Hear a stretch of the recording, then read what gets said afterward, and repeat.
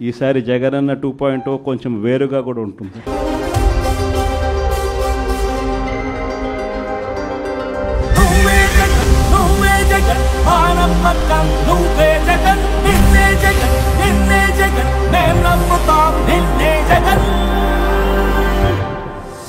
నమ్మకం నువ్వే జగన్,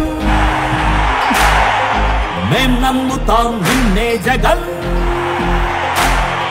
మా నమ్మకం నువ్వే జగన్, మేం నమ్ముతాం నిన్నే జగన్. నువ్వే జగన్, నువ్వే జగన్, మా నమ్మకం నువ్వే జగన్. నిన్నే జగన్, నిన్నే జగన్, మేం నమ్ముతాం నిన్నే జగన్.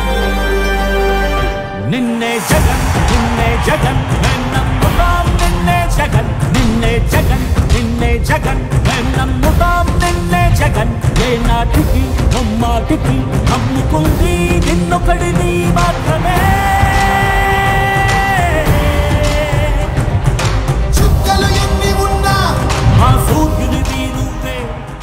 చంద్రబాబు నాయుడు గారు జనాలకు చెప్పినటువంటి అబద్ధపు హామీలను నమ్మి ప్రజలు ఓట్లేస్తే ఆ ప్రజే చంద్రబాబు మామకే వెన్నుపోటు అనుకున్నాం, హామీలకు కూడా వెన్నుపోటని మొదటిసారి ప్రజలు చూస్తున్నారు. ఈ హామీ అయినా మామ అయినా ఎవరైనా చంద్రబాబు గారి దృష్టిలో ఒకటి. అలా వెన్నుపోటు పొడిచినటువంటి చంద్రబాబు పాలనకు వ్యతిరేకంగా ప్రజా పోరాటం కనిగిరిలో వేలాదిగా కనిగిరి పట్టణమంతా ప్రతి వీధిలో నిండిపోయి ప్రజలు చేయి కలిపి గలం విప్పి చంద్రబాబు పాలన పోవాలి అని నినదిస్తూ నినాదాలిస్తూ ఆర్డీఓ కారణాన్ని చేర్చుకొని ఒక ప్రజా ఉద్యమం ఈరోజు కనిగిరిలో జరిగింది. ఈ ప్రజా ఉద్యమంలో వైఎస్ఆర్ కాంగ్రెస్ పార్టీ ముందున్నది. ఈ ప్రజా ఉద్యమంలో వైఎస్ఆర్ కాంగ్రెస్ పార్టీ సైనికులు, జగనన్న సైనికులు ఈరోజు పెద్ద ఎత్తున వేలాదిగా కూడా పాల్గొన్నారు. ముఖ్యమంత్రి వర్యులు వైఎస్ జగన్మోహన్ రెడ్డి గారు పిలుపు మేరకు 4వ తారీఖును 1 సంవత్సర కాలం పూర్తయింది.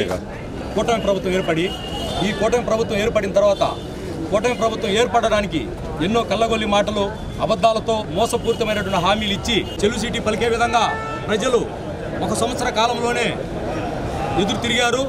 సూపర్ 6 కానీ వాళ్ళు ఇంకా ఎక్స్ట్రాగా 130 పథకాలు ప్రవేశపెట్టారు. ఏ ఒక్క పథకాన్ని కూడా అమలు చేయకుండా ప్రజలను మోసం చేస్తూ వైఎస్ఆర్ కాంగ్రెస్ పార్టీ నాయకులు, మాజీ మినిస్టర్లు, ఈ మాజీ ఎమ్మెల్యేల మీద కేసులు పెడుతూ కాలక్షేపం చేస్తున్నటువంటి ప్రభుత్వం. వైసీపీ కార్యకర్తలారా, మీ సేవలనే మేము మరువం.